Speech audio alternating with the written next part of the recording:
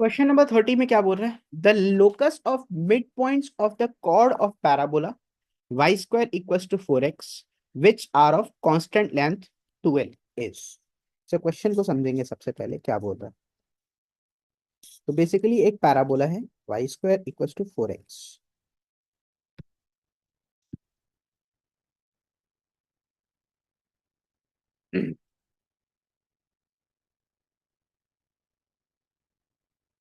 अब बोल रहा है locus of mid point of the chord which subtends length.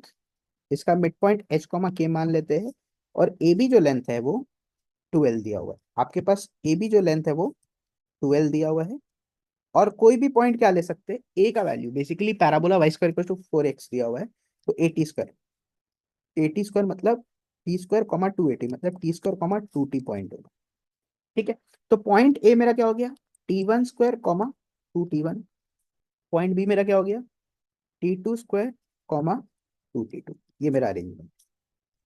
अब बोल रहा है कि मिड पॉइंट अगर ए बी का लेंथ 12 मेरे को दे रखा है, तो आपसे पूछा जा रहा है एच कॉमा के का लोकस क्या होगा, बेसिकली उसके मिड पॉइंट का लोकस क्या होगा।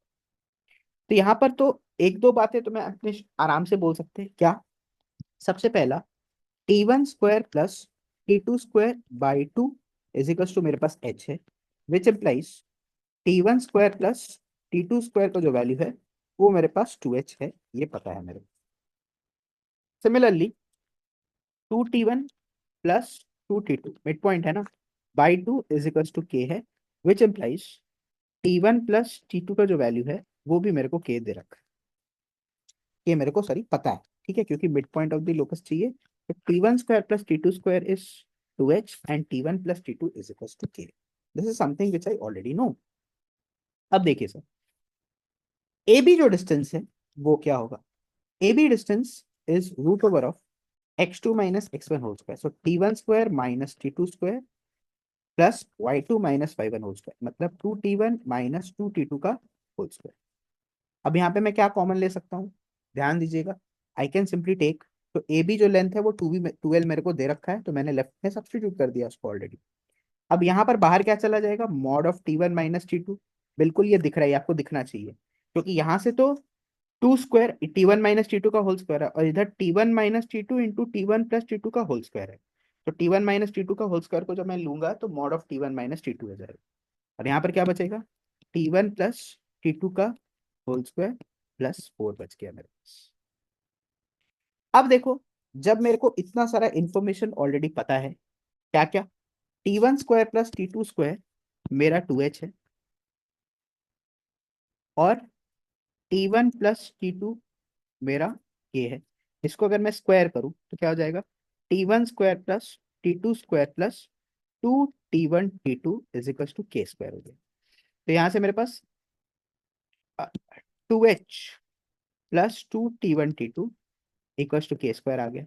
यहाँ से फाइनली मैं क्या बोल सकता हूँ? टी 1 टी 2 का जो वैल्यू है that will be equal to k square minus 2h divided by 2। ये आ गया अपने पास। अब क्या करेंगे? 12 इज इक्वल्स टू, अच्छा टी 1 प्लस टी 2 का होल स्क्वायर प्लस 4, तो ये तो मेरे को पता ही है। इसका वैल्यू क्या दे रखा है? के स्क्वायर प्लस 4 है फॉर श्योर। ये के स्क्वायर प्लस 4 है। अच्छा, इसको मैं क्या लिख सकता हूँ? इसको मैं लिख सकता हूँ टी 1 प्लस टी 2 का whole square minus 4 t 1 t 2। इस पूरे का तो ये रूट है ना, बिल्कुल मैं बोल सकता हूँ। क्यों? ये हो गया t 1 square plus t 2 square plus 2 1 t 2 plus t 2 T 1 t 2 और माइनस 4 टी 1 टी 2। तो बिल्कुल, अब मैं फायदा क्या होगा, इन सारी चीजों को सब्सटीट्यूट कर सकता हूँ। कैसे? तो 12 divided by root over of k square plus 4 का होल स्क्वायर मैंने बोल दिया, और इधर क्या हो गया? टी 1 प्लस टी 2 का होल स्क्वायर मतलब के square minus 4 times T 1 t 2 मतलब के स्क्वायर माइनस 2h/2। ये आ गया मेरे पास। So once you replace h comma k with x comma y, क्या मिल जाएगा अपने को? 4l square is equal to 4x minus y square into हो गया मेरे पास y स्क्वायर प्लस 4 के बराबर। बिल्कुल, ये आपके ऑप्शन से मैच खा रहा है, which is option number D. So question number 30 का option D will be the right answer. Moving on to the next question, that is question number 31. So question number 31 क्या बोल रहा है, in a square matrix A of order 3 AII is equals to MI plus I, where I equals to 1 to 3 and MIs are the slopes of the increasing order of their absolute values of the three normals concurrent at the point 9 comma minus 6 to the parabola y square equals to 4x. Rest all other entries of the matrix are 1. The value of dead A is. तो this is a question जहां पर कोई diagram नहीं लगेगा, तो simply मैं proceed कर रहा हूँ। तो मुझे पता है एम स्लोप का नॉर्मल फॉर एनी पैराबोला, यहाँ पे y square equal to 4x parabola दे रखा है, तो इसमें एम स्लोप का normal is y equal to m x minus 2am minus AM cube, बिल्कुल ये होता है। तो इसको अगर मैं अरेंज करूँ तो क्या हो गया, एम क्यूब। अच्छा, फर्दर ये बोल रहा है ये नॉर्मल किससे बनाया गया है, latest concurrent normals at point 9 comma minus 6। तो बेसिकली 9 कॉमा माइनस 6 इसको सेटिस्फाई कर रहा है, ये तो क्वेश्चन में दे रखा है ना, कंकरेंट नॉर्मल्स है तो एम स्लोप का नॉर्मल 9 कॉमा माइनस 6 से पास कर रहा है। तो यहाँ पर -6 is equals to 9m minus 2m minus m cube हो गया। तो यहाँ पर मेरे पास क्या आ गया, m में जो क्यूबिक है वो आ गया मेरे पास कितना, m cube minus 7m minus 6 is equal to 0 आ गया।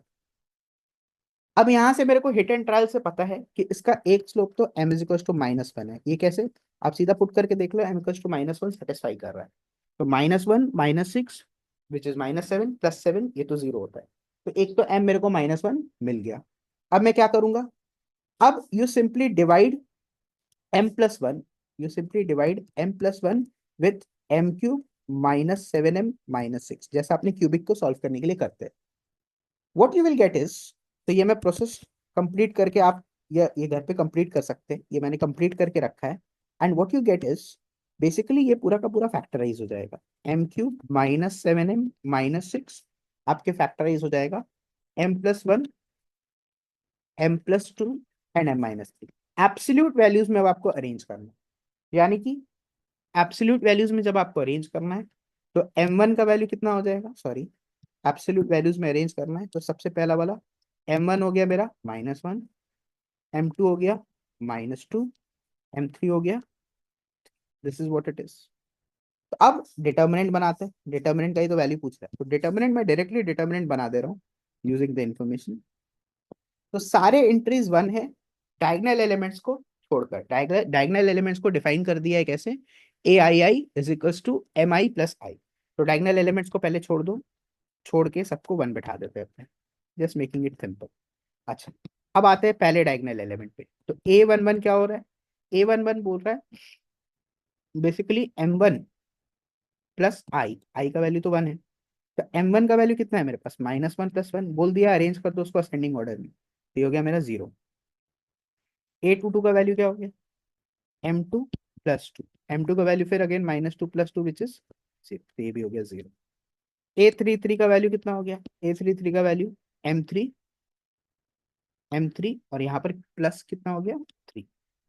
अच्छा, m3 का वैल्यू तो मेरे को पता है ना, m3 का वैल्यू इज बेसिकली 3, तो 3 + 3 कितना हो गया 6 के बराबर, यहाँ पर हो गया 6। तो once you find out the value, तो डिटर्मिनेंट का वैल्यू विल बी -1 6 -1 +1 1, यहाँ पर हो गया माइनस -5 + 1 इक्वल्स टू -4 के बराबर, तो -4 मेरा सही। So question number 31 का option C, which is -4, will be the right answer. Moving on to the next question, that is question number 32. Question number 32 क्या बोल रखा है, a circle C passes through the point of intersection of the parabola y+1 is equals to x minus 4 whole square and the x-axis. The length of tangent from origin to C is. तो इसमें भी diagram बनाने की ऐसा कुछ खास जरूरत नहीं है, बस छोटा सा एक पार्ट मैं बताऊंगा। बेसिकली मेरे को निकालना है कि ये एक्स एक्सिस को कहाँ कट कर रहा है, ये वाला जो पैराबोला है एक्स एक्सिस को कहाँ कट करेगा, मेरा पैराबोला था y+1 is equal to x minus 4 का होल स्क्वायर, वो कहाँ कट करेगा, जहां पर y0 है। जैसे ही आप y0 बिठाएंगे मेरे पास क्या आ गया, 1 is equal to x minus 4 का होल स्क्वायर। यहाँ से मेरे पास x माइनस 4 का वैल्यू 1 आ गया, विच बिकम्स x इज 5, और x माइनस 4 का वैल्यू मेरे पास -1 आ गया, यहाँ से x becomes equal to 3। The situation is, ये जो पैराबोला है ये आपका एक्स एक्सिस को 2 पॉइंट्स पे कट कर रहा है। तो जस्ट अगर मैं डायग्राम बनाऊं, 3,0 एंड 5,0 पे टच कट कर रहा है, 3,0 एंड 5,0 पे कट कर। अब एक सर्कल बनाया गया, एक सर्कल बनाया गया जो कि इन 2 पॉइंट से पास कर रहा है। बिल्कुल। आप बोल रहे हैं इस पे जो आप टैंजेंट्स बनाएंगे ओरिजिन से, उसका लेंथ क्या होगा। तो यहाँ पर अगेन है पॉपुलर रिजल्ट, इसको अगर मैं पी ले लेता हूँ, उसको ए ले लेता हूँ, इसको बी ले लेता हूँ, इसको टी ले लेता हूँ। We know that p a into p b is equal to होता है मेरे पास P T square.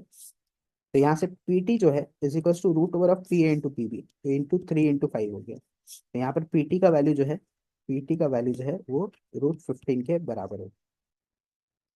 P t is equal to √15 के बराबर। pt is equals to √15, which is my question number 32 का option D is the right answer. Moving on to the next question, that is question number 33. So question number 33 में क्या बोल रहा है? For the parabola y square plus 4x minus 4y equals to 4, the straight line x minus y plus 3 is equals to 0 is। तो चलिए एक एक करके ऑप्शंस को चेक करते हैं। सबसे पहले तो मैं पैराबोला को सही करके इक्वेशन लिखना चाहूंगा।